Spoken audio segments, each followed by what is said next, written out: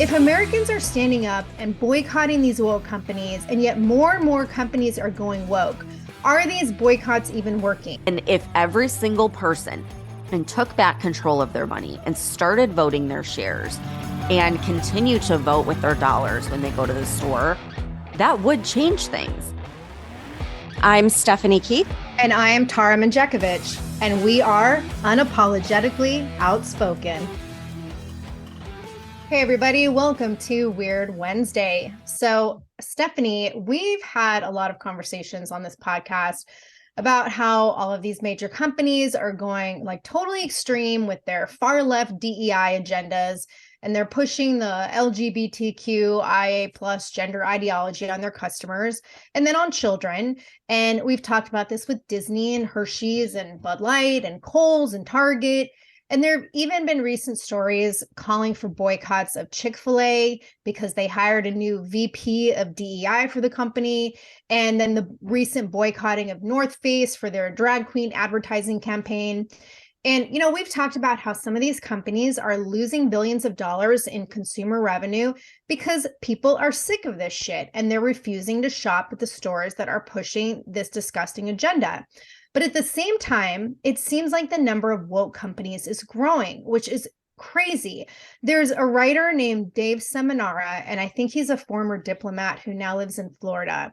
And he's written for major news outlets like the New York Times, Wall Street Journal, LA Times, New York Post, and all these other mainstream media publications.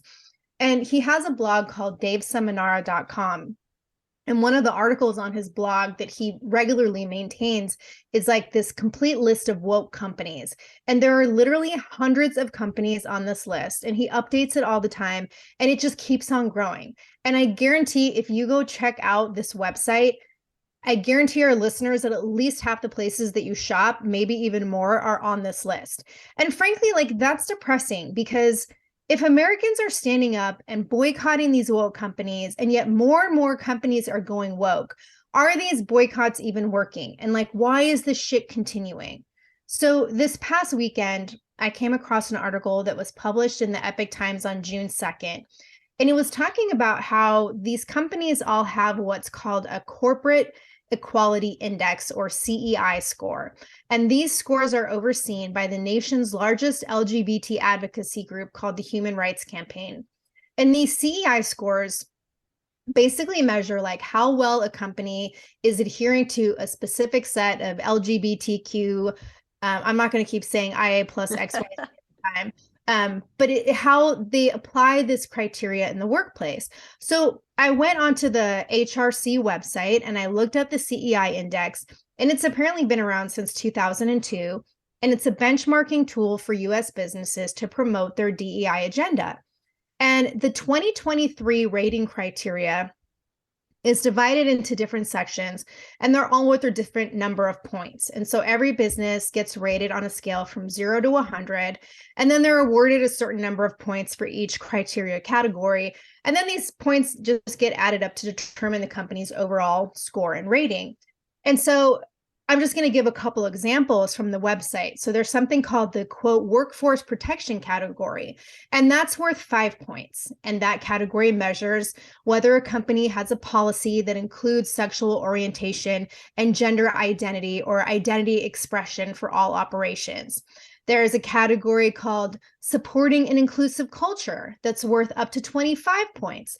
And that category measures how well a company demonstrates company-wide, quote, sustained and accountable commitment to diversity and cultural competency, including at least 4 elements. And then it like lists a bunch of things like things that seem to be geared towards employees and supervisors, because it's like a list of policies like non-discrimination training for supervisors or for new hires, and scenarios involving gender identity and sexual orientation topics, that integrating these ideas into professional development and leadership training.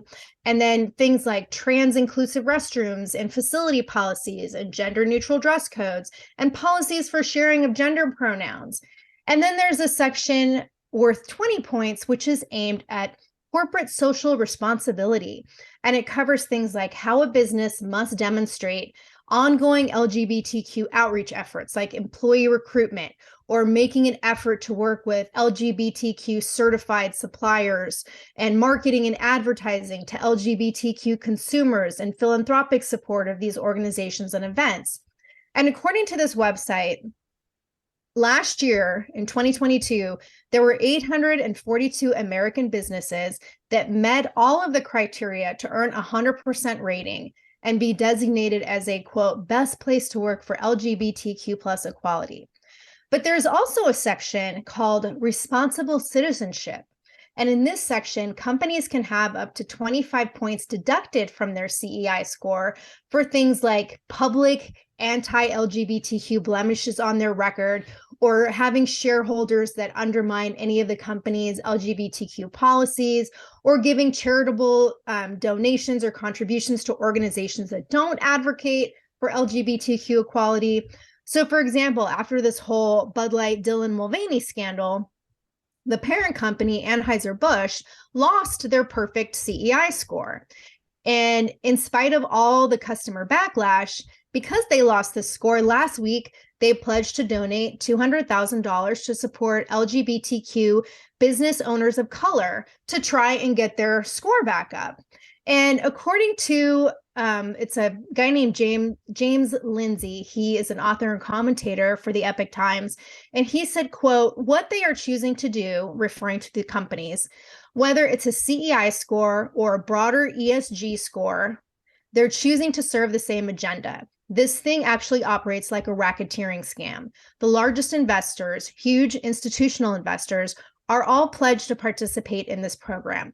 The fact that a company like Anheuser-Busch would rather further upset customers than get a lower social credit rating shows how this extortion racket works and how serious it is. So, Stephanie, what is your take on this? All right. Well, first of all, when you look at the statistics in America, 1.9% of people are trans. 1.9. And then 7.2% are gay or lesbian. Okay. So we are changing every single company, schools, education materials, the way we talk, the pronouns we use, the vocabulary and language we use to make 1.9% of the population feel more comfortable. Like, this is insane. Okay. And I came across the HRC as well in my research that, created the whole woke credit system. And they're basically a massive lobbying organization that basically threatens companies to implement their woke policies or lose the social credit score. So why would these companies listen? Well, I came across an episode of Glenn Beck where he says that this organization will have the woke investment funds put pressure on the board of directors. They release their activists on these organizations for not complying. They pull their advertising and basically develop a marketing ploy to damage the brand and make it so that no one will work with you or your organization, because if they do, they themselves would face penalties. So essentially, the company becomes blacklisted. Tara, this is fascism, like plain and simple. It's here. It's already happening. And I want to point out something else. All of these major brands that we use every single day, they're owned by a handful of companies. Like, if you follow the chain of who owns what, you will find like 5 companies. Okay. And then you have, of course, BlackRock, Vanguard, and a couple of others that control the investments. So BlackRock actually manages a quarter of the world's money, 1/4 of the entire world's money. That is insane. And the AI system that they use called Aladdin manages half of the world's money. So essentially, half the world is owned and run by an AI system named after a fucking genie. And when we look at the big picture of this, like, is it really possible for one company to fight this system and stay alive? I mean, you mentioned Chick-fil-A earlier, who has always been a very conservative organization. They even close on Sundays for church. And in the past, they've publicly stated that they would not hire members of the LGBTQ community. Yet, here they are implementing all these woke policies. And they're an incredibly successful company. So if they're bowing to the woke mob, then I don't know that there is much hope for any other company out there. Yeah, this same article that I referenced talked about how it comes down to the shareholders in these companies and that they have the ability to file for lawsuits for violations of fiduciary responsibility. And there's a conservative legal group called America First Legal. And I guess they're currently preparing to sue Anheuser-Busch, Kohl's, and Target for allegedly like tanking the shareholder value with this LGBTQ pride campaign that triggered all these boycotts in these different stores. And so this past Tuesday, America First Legal put out a message on Twitter calling for anyone who's a shareholder in any of these companies that are promoting this agenda that is diminishing shareholder value to join a class action lawsuit. And Lindsay said that even though it's getting demoralizing, which it is, for Americans to keep boycotting because every time you turn around, there's another woke company jumping on the bandwagon, it's extremely important to continue to make our voices heard. And even Elon Musk spoke out about it last Friday, and he said it's just a matter of time before Target faces a lawsuit for destruction of shareholder value.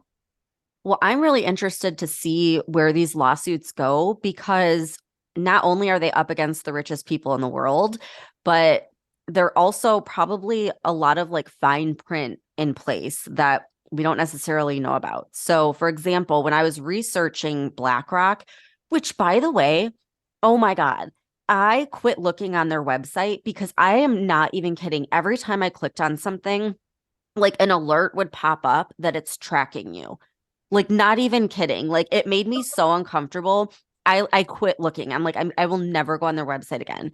But anyway, in my research, I found out that when you have these investment funds, their fund managers, which is basically an AI genie, get to vote for you.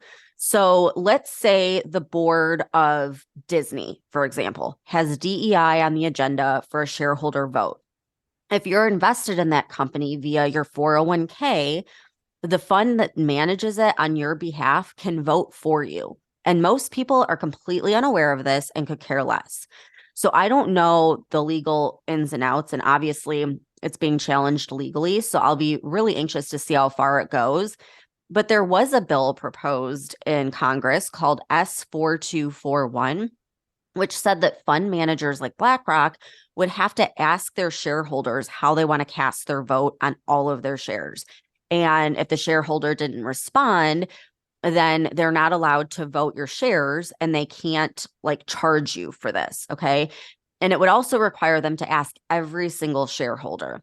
And there were some stipulations in the bill, like if the board needed a certain amount of votes in order to move forward, then BlackRock or whatever fund manager could vote their shareholders that didn't respond, but they would have to vote according to the majority of people that did respond. So if 51% of shareholders responded and said yes, vote yes on this, then BlackRock or whoever the fund manager is would have to vote yes. So this would obviously be a good thing because it would give the power back to the shareholders and take it away from BlackRock, Vanguard, State Street, et cetera, which sounds great, right? Well, apparently the bill never even got voted on, and it's showing up as dead on January 3rd. So immediately makes me think, who got to them before it could even be voted on? And again, it's like, is there anything that we can truly do? Because they're so powerful, they're going to stop anything that's put into place. And Tara, like another point on this is that the majority of the middle class works for a company, right? And a company that gives them a 401k that, again, invests the funds on their behalf. Mm-hmm. So it's so important to know exactly what companies are in that fund. And you, as the investor, you have control over it. Like a lot of times we think, oh, they just invested, I can't do anything about it. Yes, you can. You can choose your funds. And it very well could be a company like Target or Disney. I wouldn't be surprised at all if it wasn't. And if you're boycotting it and the stocks fall like they are with those companies, you're hurting your own retirement account. So the other thing that crossed my mind was, is that part of the agenda to transfer more money and power from the middle class to the elite? Like, we know there was already the biggest transfer in history during COVID. So I don't think it's that far-fetched to think that they're doing it again. And another thing I was thinking about is, like, let's say Target, for example, wanted to file bankruptcy. So total hypothetical. Okay, I haven't seen that anywhere, but let's just say the cost of goods are insane because there's inflation and it's eating up their profit and their business starts tanking because of that. Well, that might not be enough of a reason to file bankruptcy as everyone is dealing with inflation. But if your stock all of a sudden just tanks due to some crazy boycott of right-wing extremists, well, now you have a case that a judge would probably sign off on. And I mean, you could always come back and rebrand at a later date or do some of that like stock buyback bullshit that they do. And I truly think this whole thing, the HRC, DEI, ESG, social credit, is merely a way for the elite to get richer and the rest of us to lose what little we have. And I don't think they give a flying fuck about trans people. They're just a pawn in this whole power grab. So yeah, just like the climate activists that they don't give a shit about. Exactly. I don't think there's much that we can do when we're up against that. But there are a lot more of us than them. And if every single person, every employee started looking at who is controlling their 401k and whatever other investments they had and took back control of their money and started voting their shares and continue to vote with their dollars when they go to the store, that would change things. Like, for example, DeSantis took every single Florida pension investment out of BlackRock and invested it elsewhere because he didn't agree with the whole ESG social credit stuff. Imagine if every single employee did that for themselves. That absolutely would make a difference. Yeah, that's power. And then here's something else that we can do, Stephanie. I was recently introduced to an app called Public Square. And it's this app that's all about like promoting and supporting non-woke American businesses. And it's a place where you can find all these businesses in one app. And it's really awesome. So you can search for like nationwide big businesses. You can search in your neighborhood or community for small companies, everything from like, your local coffee spot to a gym, a restaurant, a clothing store, construction company, banks, whatever. And the company, if that company that you're looking for has a website, the app will link it to their website so that you can then go directly to the website. And if you have your own local non-woke American business, you can open an account with this app and you can add your business to the app for other people to find. So I think it's actually really cool and a way for people to locate and support non-woke American businesses. That's amazing because they're few and far between nowadays. It's hard to find them. And I would love to see, and maybe they already have it on there, but I would love to see some non-woke investment companies. Like, give us an alternative to the woke elites that are trying to take away our power. Give us an alternative to Vanguard and BlackRock.